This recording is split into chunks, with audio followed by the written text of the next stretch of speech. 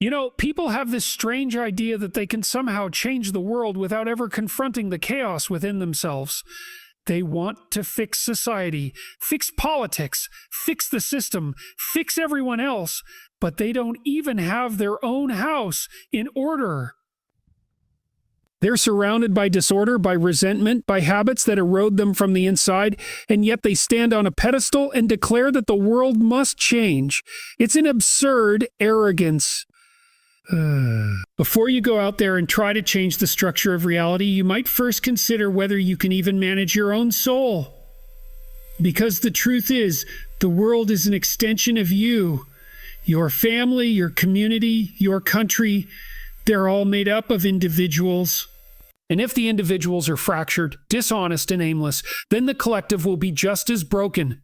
You can't expect a corrupt person to build an uncorrupted world. So the first task, the hardest and most necessary one, is to look in the mirror and ask yourself, what am I doing wrong? That's not an easy question. It requires honesty, and honesty is brutal. It tears down illusions. It strips away excuses. It exposes your weakness, your cowardice, your laziness. But that's where the transformation begins. People love to point fingers. It's so much easier to see what's wrong with everyone else. You can always find someone who's made a bigger mistake, who's more hypocritical, more immoral, more corrupt. But that's a trap. Because every second you spend condemning the world is a second you could have spent improving yourself. And maybe, just maybe, if you became someone capable of real discipline and integrity, your very existence would make the world a little less chaotic. Start small. Clean your room. I don't mean that as a cliche. It's a metaphor and a reality. If you can't even bring order to your immediate surroundings, how dare you presume to bring order to something as complex as society?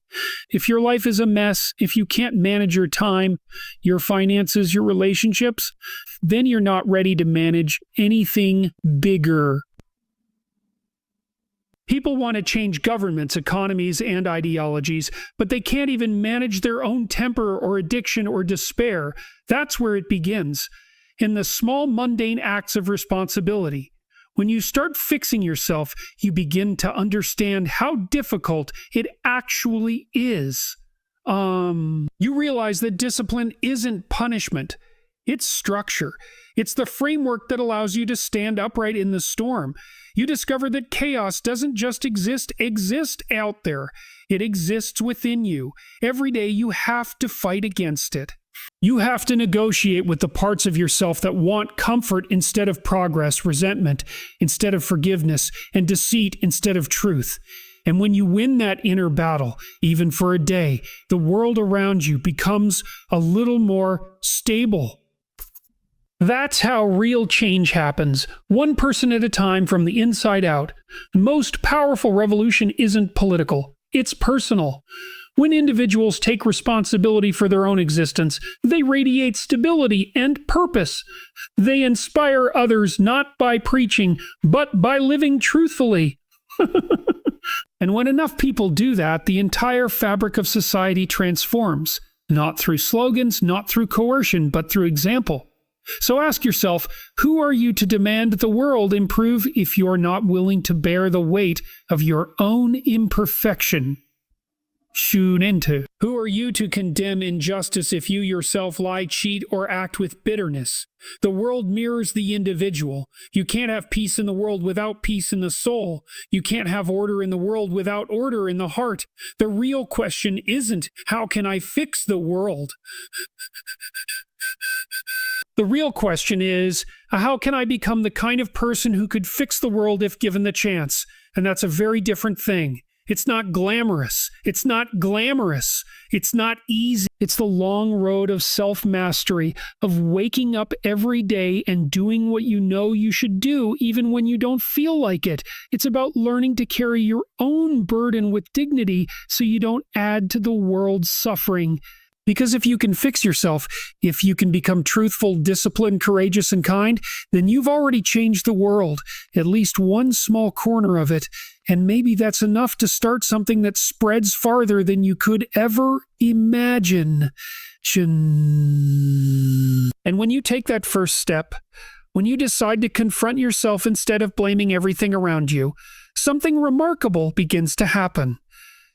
You start to see the invisible connections between your inner state and the outer world, BTBO. You notice that when you tell the truth, people around you start to trust you more. When you act with integrity, others become inspired to do the same.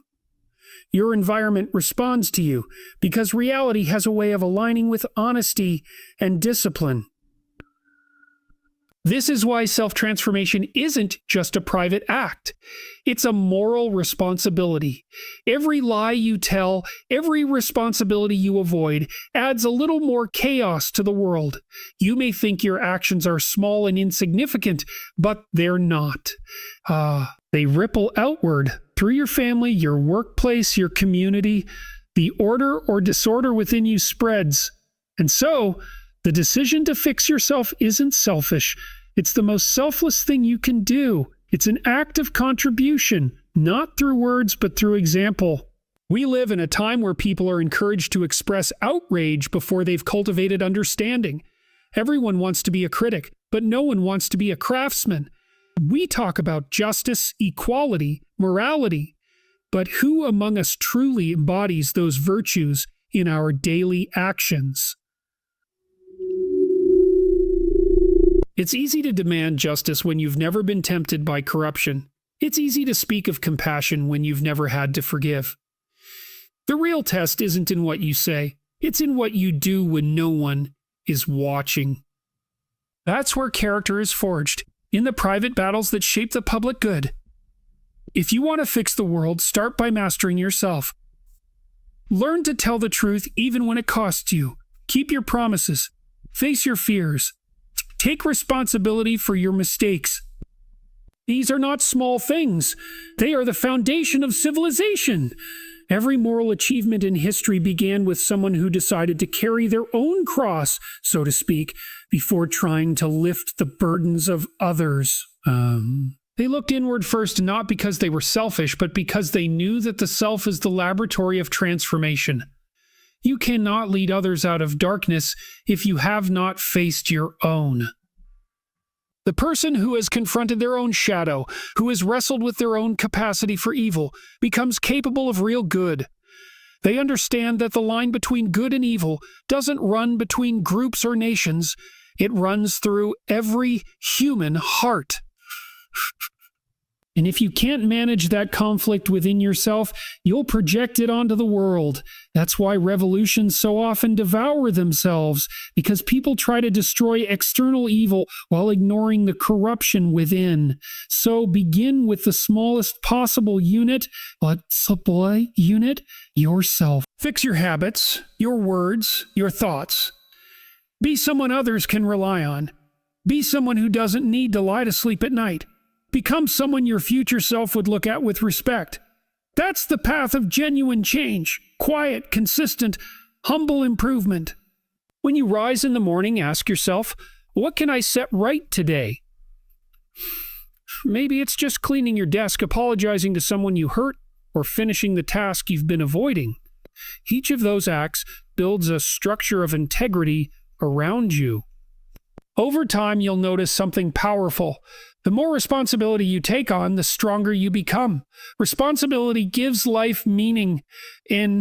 People think freedom means doing whatever you want, but that's chaos disguised as liberty. True freedom comes when you voluntarily take on the weight of responsibility, when you carry your load willingly instead of being crushed by it.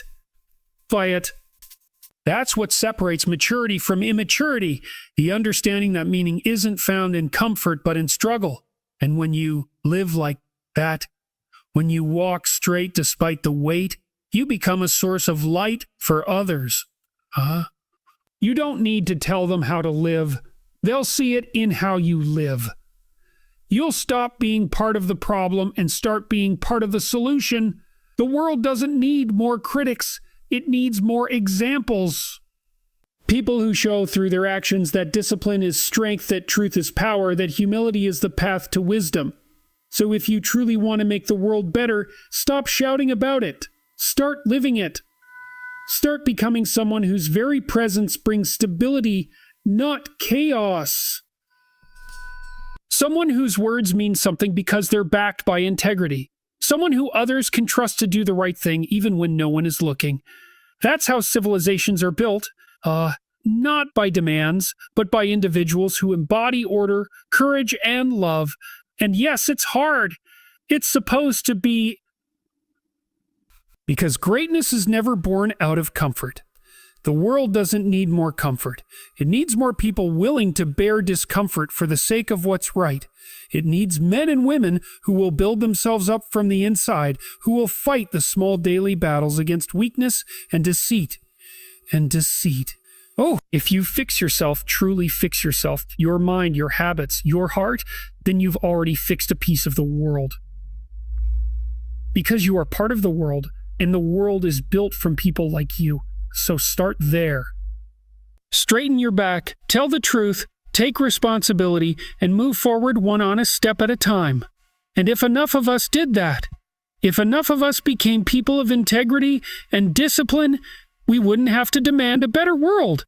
It would simply become one. When you begin to take responsibility for yourself, something subtle but profound changes in the way you perceive reality. The world that once seemed hostile, unfair, or meaningless starts to reveal patterns of order and opportunity. You begin to realize that much of what you thought was external misfortune was, in fact, magnified by your own disorganization and avoidance. That realization can be painful. It requires you to stop seeing yourself as a victim and start seeing yourself as an active participant in your own suffering. But that shift is the birth of power, because when you accept responsibility, you gain control. You can't change everything, but you can always change how you act, and that makes all the difference. When you fix yourself, you stop being a slave to emotion and circumstance. You stop lashing out when you're frustrated. You stop blaming other people for your failures. Instead, you start asking, what can I do about this? That question alone separates the weak from the strong. The weak look outward and demand that others adjust to them. The strong look inward and adjust themselves to reality. That's the foundation of maturity, to see the world not as something that owes you, but as something that responds to your discipline and integrity. And it's interesting, the moment you begin improving yourself, people around you often resist it. They'll call you selfish, arrogant, obsessed, or unrealistic, because when you start living with order and purpose, you remind others of what they've neglected. Your very presence becomes a mirror that exposes their excuses, but that's part of the process. Growth demands courage not only to face your own weakness, but also to withstand the discomfort of standing apart from the crowd. You can't fix yourself and remain liked by everyone. You have to decide what matters more, comfort or truth. The irony is, once you truly begin that journey, your compassion deepens. Because when you face your own darkness, you understand how hard it is for others to do the same. You stop judging and start helping, not from a place of superiority, but from understanding. And I will aid. You become less cynical and more grounded. You learn that every person is fighting a battle you can't see, and you realize that the best way to help them is by embodying strength, not by preaching weakness. People don't follow words, they follow examples.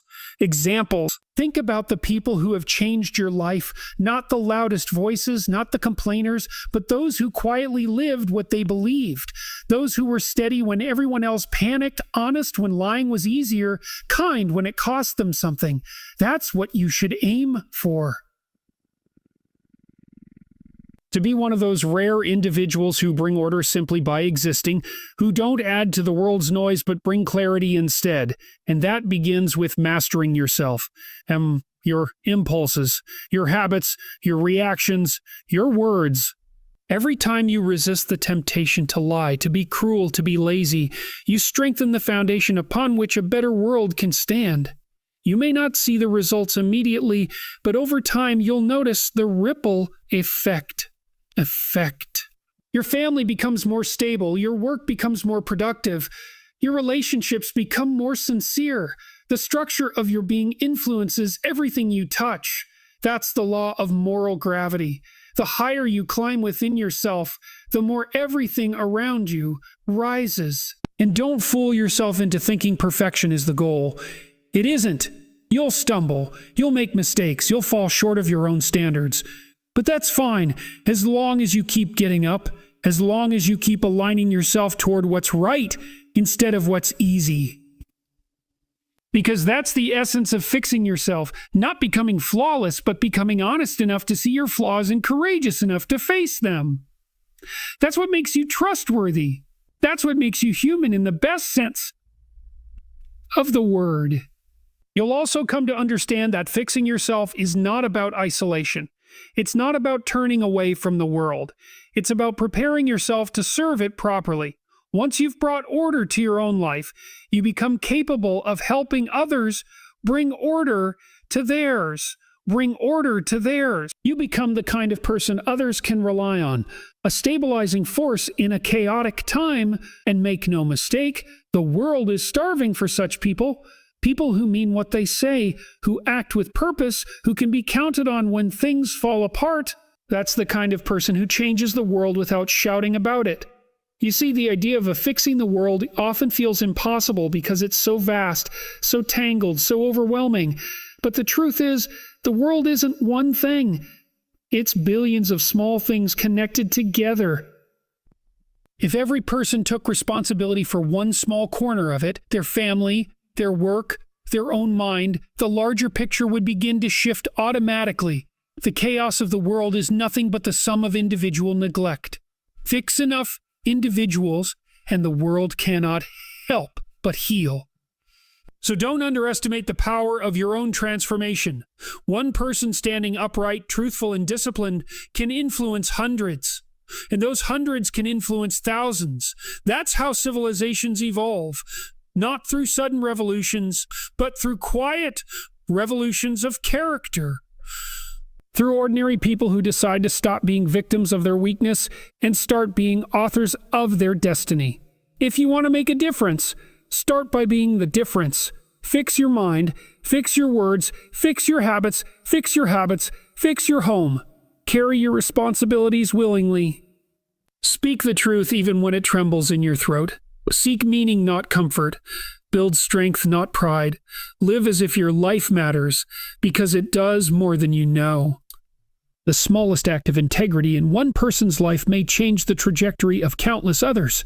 And when you've done all that, when you've confronted your chaos and built order from it, then you'll be ready to help fix the world. Not with arrogance, but with humility.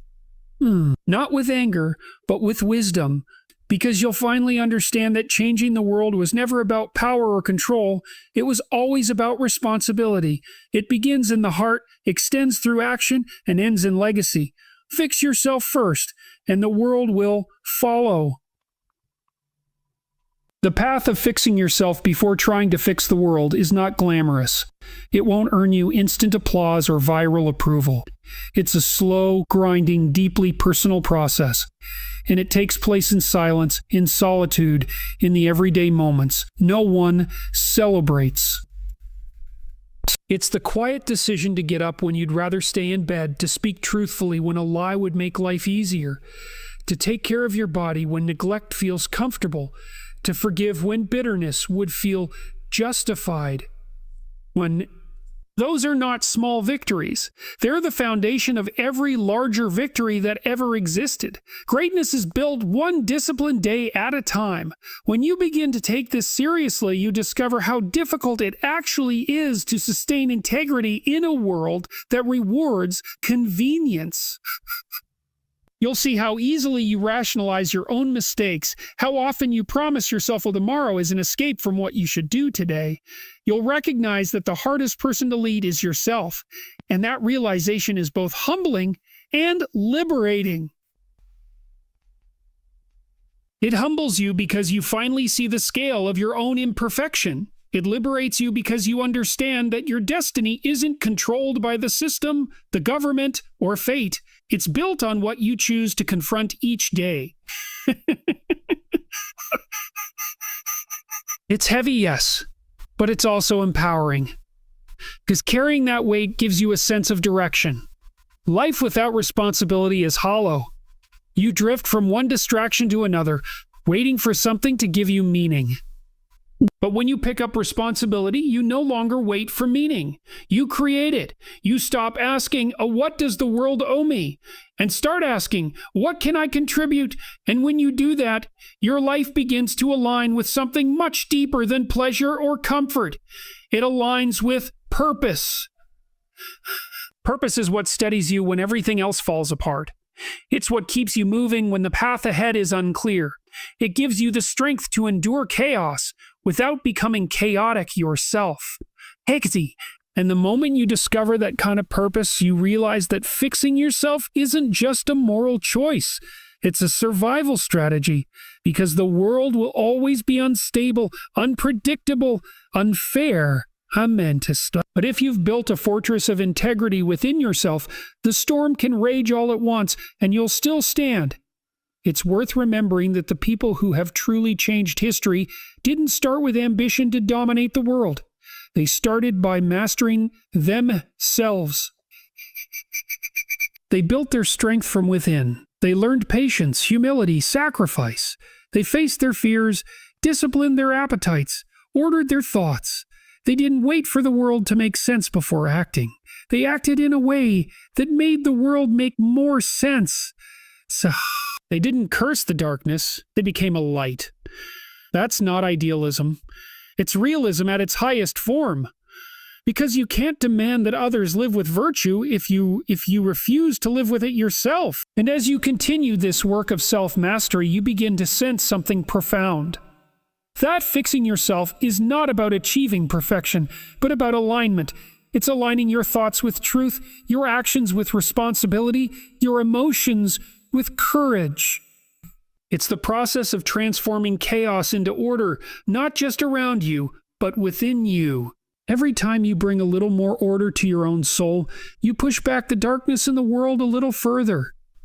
That's why cynicism is such an easy trap. It whispers that the world is too far gone, that your efforts don't matter, that humanity is doomed. But that's not wisdom. It's surrender.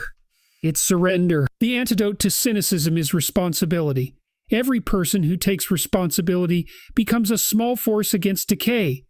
The world doesn't need more people who complain about how broken everything is. It needs people who fix what they can, starting with themselves. And here's the paradox. When you focus on fixing yourself, your influence on the world grows naturally. You don't have to demand respect. Your character commands it. You don't have to manipulate others. Your consistency earns their trust. Done for trust. You don't have to force change. Your life becomes the evidence of what change looks like. People begin to mirror what they see in you. That's how families heal, how communities grow stronger, how cultures evolve, not by mass revolution, but by individual reformation. Fixing yourself also means confronting the darker sides of your personality, the envy, the arrogance, the resentment, the fear. Those are the enemies that live within every person, waiting for moments of weakness to take control. You can't eliminate them completely, but you can discipline them. You can learn to master them instead of being mastered by them.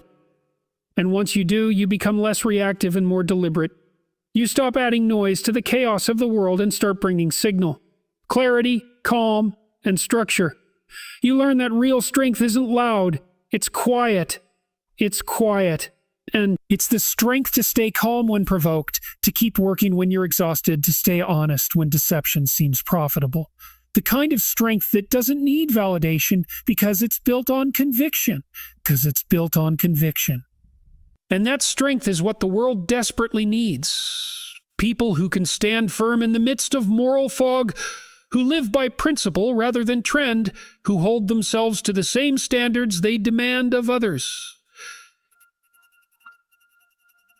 When you fix yourself, you also begin to see beauty differently. You notice the good around you, in small acts of kindness, in simple moments of peace, in the courage of those who keep going despite suffering. Gratitude becomes your companion, not because everything is perfect, but because you've learned to find meaning even in imperfection.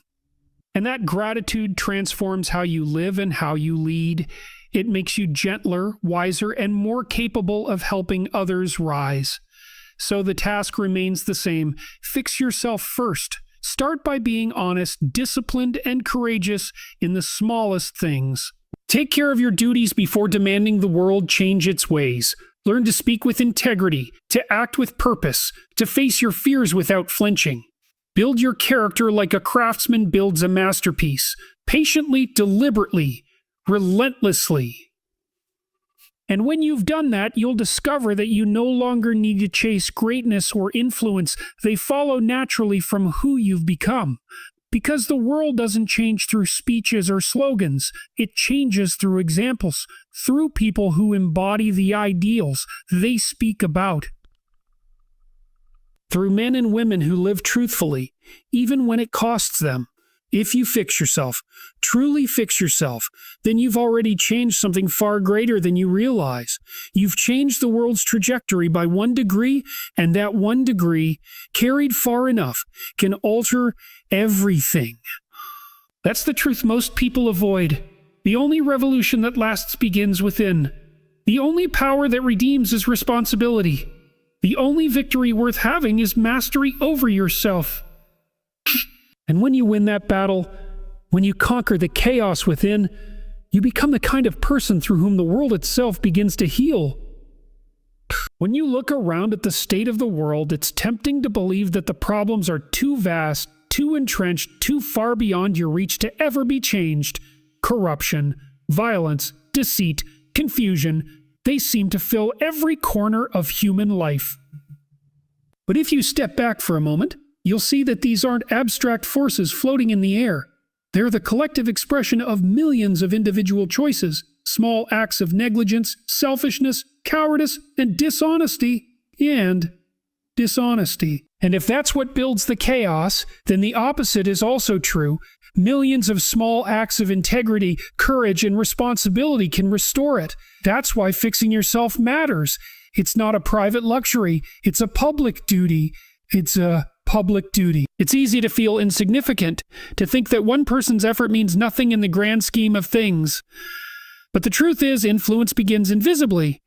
You might never see the full impact of your actions, but they reverberate nonetheless. A kind word can outlive you. A single moment of truthfulness can set off a chain reaction that shapes generations.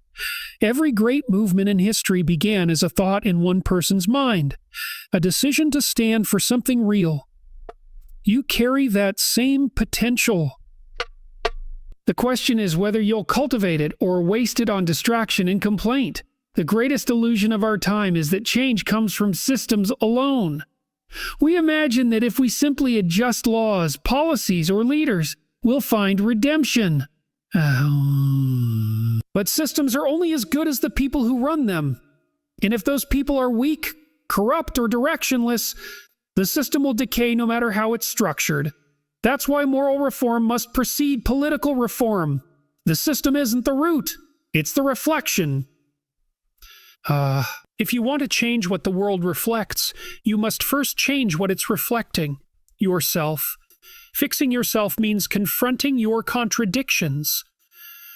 You might preach kindness but harbor resentment, talk about justice but cheat in small ways, claim to value truth but lie to protect your comfort. We all do it, and that's precisely why the work is so hard. But the aim isn't to become perfect.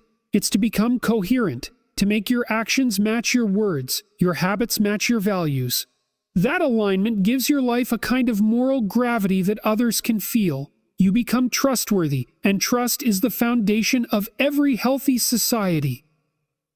Without trustworthy people, everything collapses into suspicion, control, and chaos. And fixing yourself also means facing the burden of freedom.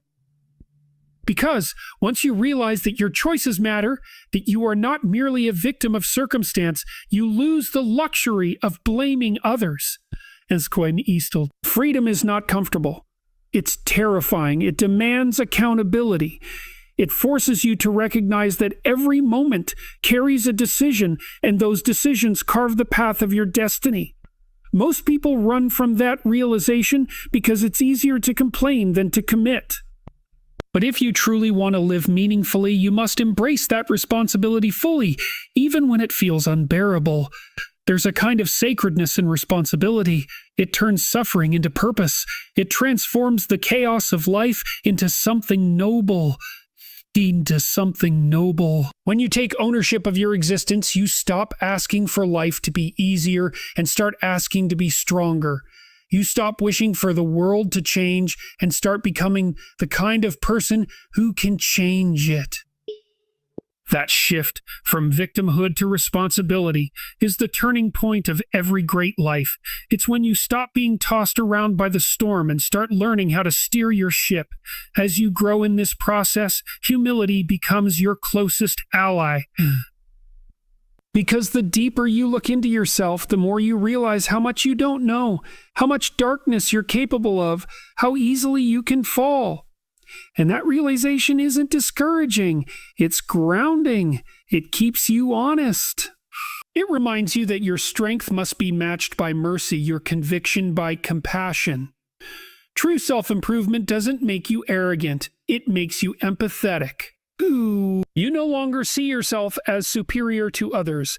You see yourself as a fellow traveler, struggling to bring order to the same chaos that afflicts everyone.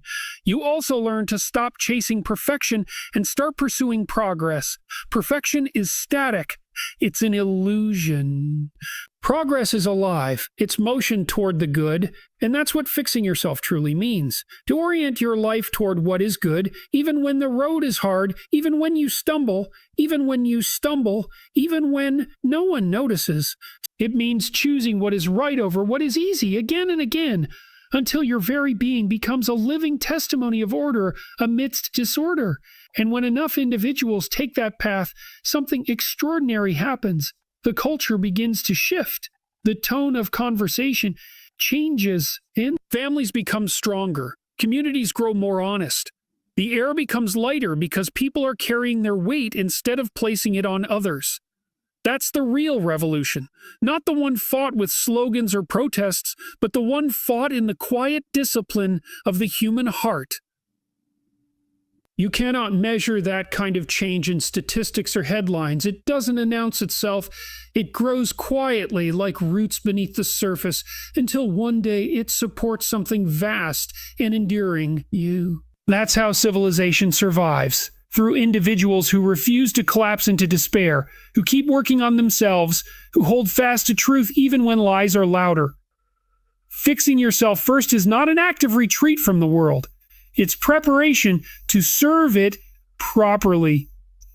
Once you've faced your own weaknesses, you can face the world's. Once you've learned discipline, you can lead others with compassion instead of control. Once you've built order within, you can bring peace without. You can't give what you don't have. You can't give what you don't have. A chaotic person cannot bring harmony. A bitter person cannot bring healing. A dishonest person cannot build trust. The change you wish to see in the world must first be alive within you. So when you wake up each day, before you criticize what's broken out there, look inward.